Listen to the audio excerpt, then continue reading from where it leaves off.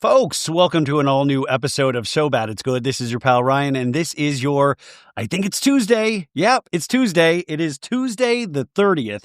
How the heck is everybody doing? We have a great episode for you today. We have an interview I did a couple of weeks ago with one of the new stars of Selling the OC on Netflix, Kaylee Ricciardi. And I think this is just a damn good conversation. Of course, we talk about the show, but she has such a fascinating history, and that's what I really love. We got to do this in studio. And I really love not knowing somebody besides what you see of them on reality television and getting to spend an hour with them and just kind of talking about their life. And there is nothing better than that. So I hope you dig it as much as I did. And I'm really curious if they're going to renew Selling the OC for another season, because I think Selling the OC this season was way better than Selling Sunset. And if you have not watched it, watch this season of Selling the OC. It is a trip. I mean, it's a trip. They're all dressed like they're out of like Marvel, the Avengers, but they're selling real estate. And I don't know. It's so, the storylines are they're great. I enjoy it. It is very easygoing entertainment, if that makes sense. So I do recommend Selling the OC very much. I really, really dug this season. Okay, how are you guys? We're going to talk about a couple of other things in the meantime, a couple other pop culture stories, and then we'll get to the interview. But if you want to skip right ahead, as always, there is a timestamp for that, so feel free to skip if you don't want to hear me blather on. So here goes the blathering. Okay, today, getting used to being back in LA. Got a lot of stuff done today. Woke up super early. Rebecca got me an espresso machine for Christmas. And so I got jacked on espresso, you guys. Holy moly. I felt like I've never done methamphetamines or the crack cocaine. But this is what I imagine it feels like. I was wired. I'm sitting there cleaning the whole house. I mean, I'm doing everything today. That espresso machine, that is dangerous. I was worried with the new child coming in March that that sleep was going to be a problem. Not with this espresso machine, you guys. I potentially could stay up for the next 20 years. I'm fairly confident with that. So don't worry about my sleep. I think I have a new addiction. Very, very exciting. So, yeah, but anyways, we woke up and we finished the last 3 episodes of Heated Rivalry, the show that we've been talking about the last week on here. It's about these kind of gay hockey players. I mean, it's so much more than that. But the first couple of episodes, if you get into it, the first 2 episodes, it's very smutty. It's high class smut, and I say that as a compliment. But then the show becomes so much more than that, and I think that's really what I'm fascinated with this show. We talked about how the 3rd episode I thought was very emotional. It was my favorite. And then the 4th, 5th, and 6th episode were just so damn good. The 5th episode and the 6th episode in particular were just phenomenal television. And I mean, still smutty. If you're into the sex stuff, you still got that. But there's a great underlying story. And we woke up super early to finish this, and Rebecca was like bawling. I took a picture of her and put it up in my Instagram stories. I mean, she was sobbing, and I was like, it's a happy ending in a way. She's like, no, it's not. It's professional sports. They treat people that are gay very bad. And I'm like, yeah, but this is a positive step. Anyways, you might not understand what I'm talking about, but if you watch the show, you will. I don't know. Anyways, really, really dug that. And it was only a 6-episode season. I love that I love European television because they have shortened seasons. And this is a Canadian program that HBO Max acquired. And I love that. I love when it's like, 6 episodes, you're done. I'm used to growing up with network television where they would do like 28 episode seasons. I mean, remember certain seasons of like Friends back in the day? They'd have like 34 episodes, or ER. I love that I'm just talking about Thursday NBC lineup. But I really, really dug this. I really dug this series, and I'm excited to see where they go in season 2. And it's really great. This is the thesis of the show, is to be excited about these things that we love in pop culture, and not just the celebrity aspect of it, but the art that these celebrities are involved with, right? The music that we love. the TV, the movie, the books that we love, people that create things. Celebrity to me is like toilet paper. It can come and go, and it's fun. And all of the blind items and all the Reddits and all the trash talk and that's fun. It has its place. But I think I love living in a world where we celebrate the things that are made by people. Like the genius that can come out of people's minds. I'm currently reading Anthony Hopkins' memoir, which I think is really, really interesting. It's called Anthony Hopkins' We Did Okay, Kid. And Anthony Hopkins, one of the best actors out there.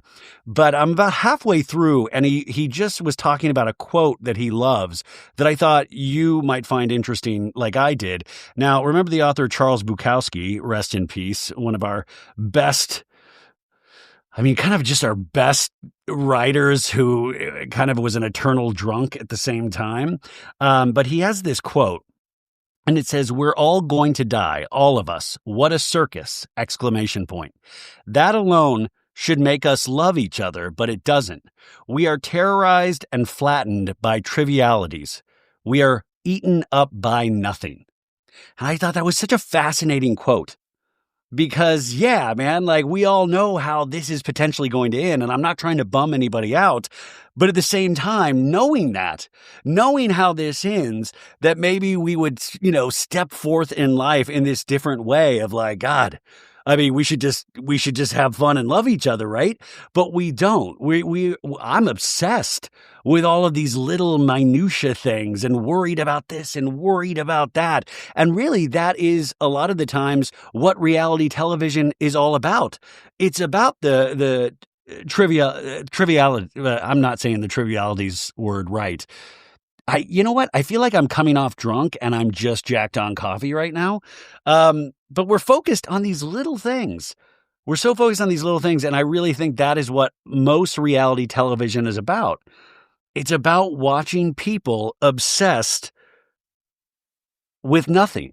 Obsessed with being eaten up by these small things. And sometimes they explode into big things, and then you get Scandal. But, I was watching Below Deck Med, which had a new episode on tonight. Oh, my God.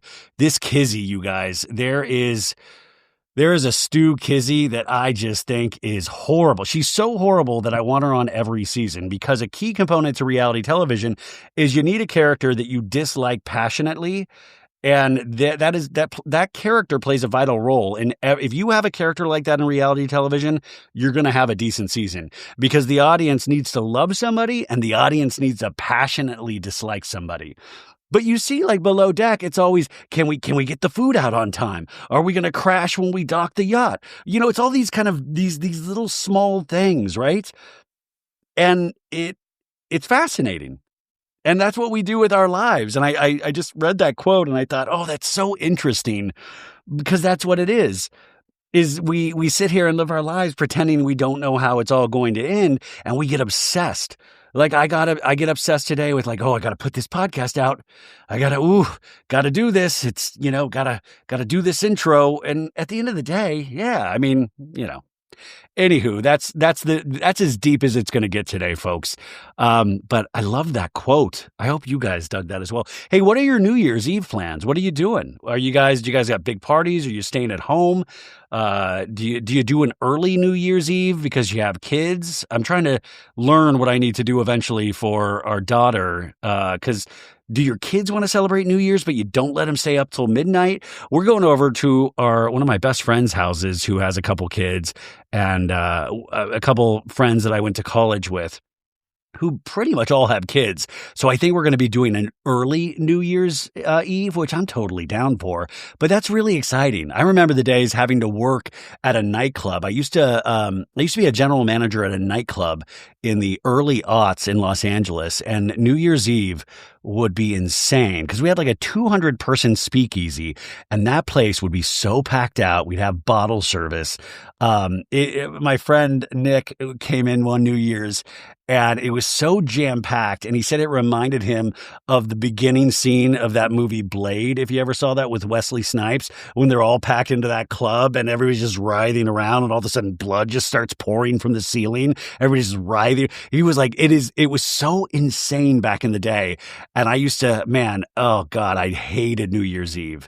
I just worked consistently on New Year's Eve for so long, but this nightclub would always be so packed, and you'd do the countdown, you'd do the champagne toast, you'd start your January 1st getting home at like 4 or 5 in the morning. And now it's great. Like I'm talking about, can we get in bed by 9:30? Is that a possibility at all? But anyways, I hope you're doing something fun. We will be having a new episode on the 31st. We did a great pop culture kind of like talking about our favorite things from the year and what is to come in 2026. So there is a new episode on the 31st. And even if you can't listen to it on the 31st, listen to this episode. I think it is one of the most fantastic conversations about pop culture. A lot about music in this, a lot about like Lady Gaga, Beyonce, Taylor Swift. I mean, but it runs the gamut, movie, reality shows, the whole thing. So it was such a good conversation I had today. Okay, let's do a little pop culture rewind to start us off here. I talked about this yesterday, but I found the article. So where were you guys a year ago on December 30th, 2024? If you were like me, I was about to get sinus surgery, but I woke up super early because the surgery was early. And around like 5:30 a.m., I woke up to the news.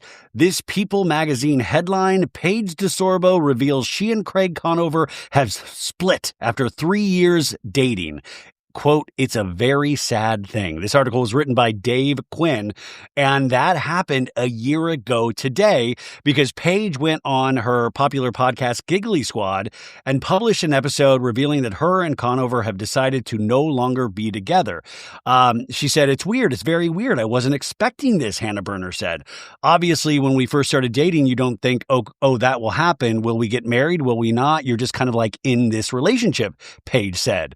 Paige at the time didn't reveal what caused the breakup, but hinted that there wasn't strife. Quote, not to sound traditional and old-fashioned, this is not a situation where I have like a 50-part series of who the fuck was I dating, she joked.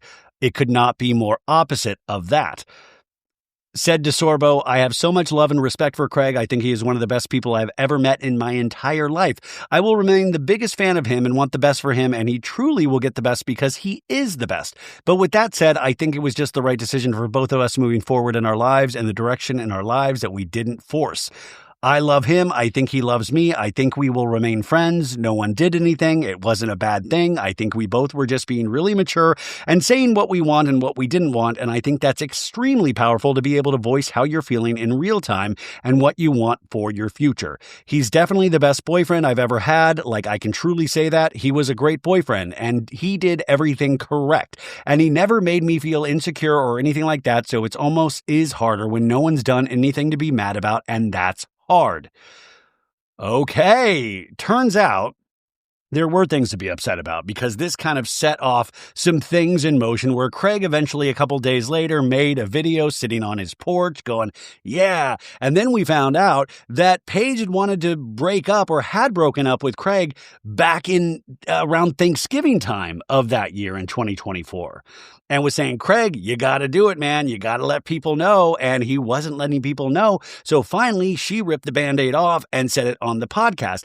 And then people started coming for Paige, right? That's what Paige said. People started coming for her and saying like, how dare you, and thinking that she cheated, thinking that she had a boyfriend, and reached out to Craig and said, can you do something? Can you say something to get people to stop threatening me? And Craig didn't do anything, allegedly. And then that kind of, then it, hey, spoiler alert, as we know, they're not friends. They did not remain friends. And, Paige then went on to film an episode of Summer House where they picked back up cameras. And I think the line was like, there were bitches texting him or something. Like there was more information. And I think this that we heard on December 30th of last year, it turned to anger. I think Paige did get angry. So Craig obviously has moved on with every woman on the current cast of Southern Charm. And Paige obviously is doing amazingly well. So we are a year outside of this very important pop culture event. And it seems like everybody is doing pretty damn good. But it's always good to look back. But I just remember waking up because I think I had told Sophie just the week before that I thought they were forever. I was like, Paige and Craig are goals. They're in game, baby. What do I know? I'm never going to do an advice podcast, you guys. You'll never catch me doing Ask Nick Vile. I'm never going to give you relationship advice at all. In fact, if I did do a relationship advice thing, I would say, whatever I say, do the opposite. Maybe maybe I will do a relationship advice show and then just say, whatever I say, do the opposite. And that would potentially be good advice. Okay, well, shout out to Paige and Craig. But speaking of Craig Conover, we had some news. On December 29th, we had the headline, Southern Charm alum Naomi Olindo engaged to Brooks Nader's ex-husband Billy Hare. Quote, luckiest girl in the world. Another People magazine exclusive. And Craig's ex-lady, Naomi, if you remember her from Southern Charm, she got engaged. They announced on a joint Instagram post on Sunday, December 28th, with the caption, the luckiest girl in the whole wide world. You can see him down on bended knees with their two dogs by their side. It looks like they're out in the woods somewhere. So there was a carousel of posts of, with these photos. And this gentleman was Brooks Nader's ex-husband. We know Brooks Nader from the Hulu series Love Thy Nader. And she was just on Watch What Happens Live about a week and a half ago because she was on Dancing with the Stars. And she said she slept with her dancing partner. I think her dancing partner was Gleb, if I'm not mistaken. Slept with him the first day they met. Even before rehearsals, the first day they met, she admitted she slept with Gleb. But anyways, this is her ex-husband that Naomi is engaged to. The pair were joined by Naomi's dog, Olive, and another unnamed pooch, People says. So yeah, they are engaged. So I don't know if Craig bums out at like anniversaries of like, oh, this is the anniversary of me and Paige officially breaking up in the media.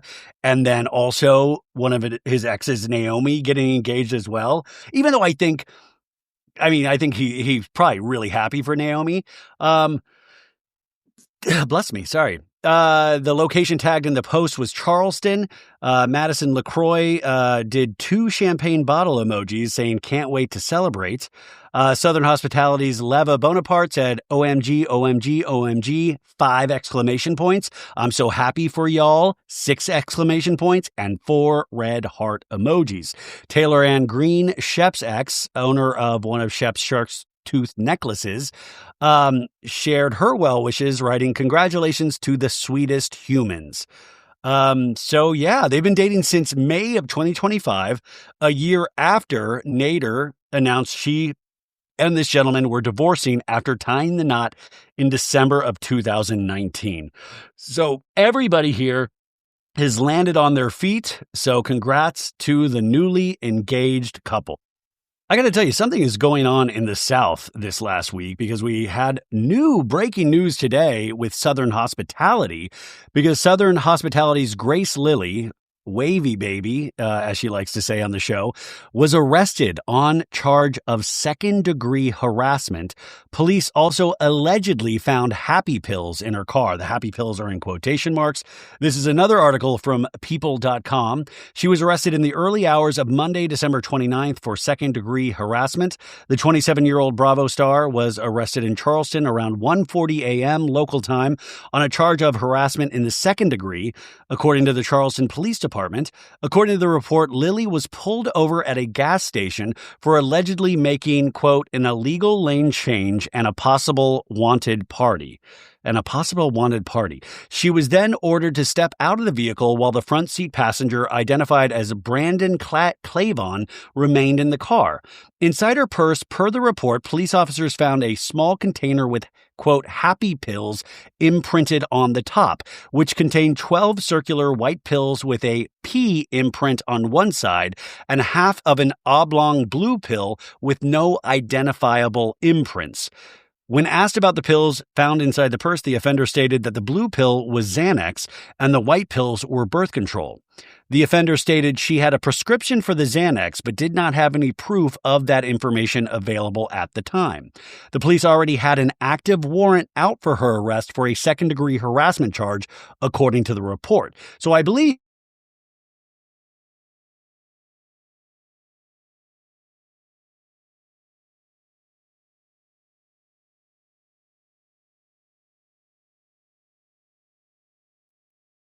defined as, quote, a pattern of intentional, substantial, and unreasonable intrusion into the private life of a targeted person that serves no legitimate purpose and causes the person and would cause a reasonable person in his position to suffer mental or emotional distress, according to the South Carolina Code of Laws. Now, just hours before her arrest, she put in her Instagram stories a selfie of herself in bed ahead of going to see Timothée Chalamet's new movie, Marty Supreme. And on the heading she wrote on the Instagram story, at Marty Supreme tonight. This is great. This is good promotion for Marty Supreme. Good job, Chalamet. The weird part of this, though, was that she was being held, and then Grace Lilly shared another photo of herself, like a thirst trap, wearing a brown bikini on the beach alongside the caption, "Wavy baby." And then people were interacting with her on this. I believe the Bravo babe said, who's posting this? Like, is somebody posting this for you? And it was like, they wrote, it's me, Grace Lilly, I'm posting this. So I don't know, man. I will tell you, I'm on prison TikTok, and a lot of the prison TikToks I see, they obviously have cell phones. So I don't know how Grace Lilly was posting bikini shots while she was still in jail being held. That is a mystery. Now, this next season of Southern Hospitality has already been filmed. I don't think they're going to pick back up cameras to get this, but you never know. But man, I hope Grace Lilly is okay. That sounds it just sounds awful. It sounds like a lot of mystery still involved.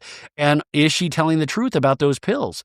Are those birth control? And does she have a prescription for Xanax? I guess time will tell. We did a story on Monday about the Kardashian Christmas, how Kim Kardashian bought each one of her children a dog. And we talked about the numerous Kardashian pets that we have met across the decades and how they kind of just mysteriously disappear. We don't really find out where these pets wind up. Well, guess what? PETA is on to Kim Kardashian. PETA made a statement against Kim today, calling out her after she gifted each of her 4 children their own puppy. In a statement shared with People on Sunday, December 28th, People for the Ethical Treatment of Animals, PETA, founder Ingrid Newkirk spoke out about Kim's gifts. Quote, puppies are not plushies, and it's a damn shame that Kim missed the chance to be a spokesperson for shelter pups and instead is being rightly slammed on social media for that. Because obviously these also are, these are primo dogs. These are bot dogs, I don't know if Balenciaga sold these dogs, but these are fancy dogs, right? The PETA founder said they can try to make some amends now by sending their kids to volunteer at a local shelter or paying for a local shelter adopt-a-thon on at least one spay day to help stop the growing homeless puppy crisis. A representative for Kim Kardashian did not immediately respond to People's request for comment. But yeah, man, oh God, I would love to see Northwest volunteer at a show. Actually, that is not, I'm all joking aside, I think that is a great idea to have those kids volunteer. They're just like, Mom, we didn't even ask for these dogs. Why do we have to go work now? But I thought that was very interesting. Also, in me being petty, I got so pissed today. Did you see this? What Kim bought Courtney for Christmas? Did you see this? We talked about Alabama Barker. And by the way, I said it was like $125,000 worth of gifts. It looks like the total was like $250,000 that Alabama Barker got from her family of gifts with her haul. But get this shit. Get this. Get what Kim Kardashian bought for her sister Kourtney. And this makes me livid because I would love to own this. Kim Kardashian surprises sister Kourtney with Pee Wee Herman's bicycle. The bicycle from Pee Wee's Big Adventure. That big, amazing red and white bicycle that Pee Wee spends the whole movie trying to find. He goes to the Alamo, finding out there's not a basement in the Alamo, chasing down, trying to find his bike, a boy in his bike. Well, now Kourtney Kardashian owns Pee Wee Herman's bicycle. And Kim bought it at auction for $125,000. $125,000. We found this out because Kourtney posted on her Instagram stories a photo saying, if anyone's still looking for Pee Wee's bicycle, I have it. Coolest Christmas present. That didn't even make the grid. She posted that on the stories portion of it. Kourtney later posted another snap of the bicycle on Sunday, giving fans a closer look at its aged paint and a sign reading, property of Pee Wee Herman. Oh my God, it was the real one. And by the way, one of my favorite documentaries of 2025 was the Pee Wee Herman 2-part documentary called Pee Wee as Himself, directed by Matt Wolf. You can still find it on HBO Max. I found it incredibly moving. I loved it. Do yourself a favor and check that documentary out. But yes, the bike is now in the hands of Kourtney Kardashian. And you know that little Rain kid, that little Mowgli, he is going to destroy that bike. And Kourtney's only going to be playing around with the bike for like a day and then just toss it with all the other $100,000 bikes she has in the garage. Oh man, I don't know why that made me so mad, but it did. And I guess, it's like if you have the money, it's like cool, and I hope it went to a good cause. But man, why do they get all the cool stuff? Like that's, all the purses and all that crap, that does not matter. But then when you start getting the crap that I would buy, it upsets me. Anyways, guys, I hope you have the best Tuesday ever. I'm telling you, come back on Wednesday. Amazing pop culture conversation. But today, let us speak with the newest star of Selling the OC. We'll get to this right after our final commercial break. Have a great Tuesday, folks.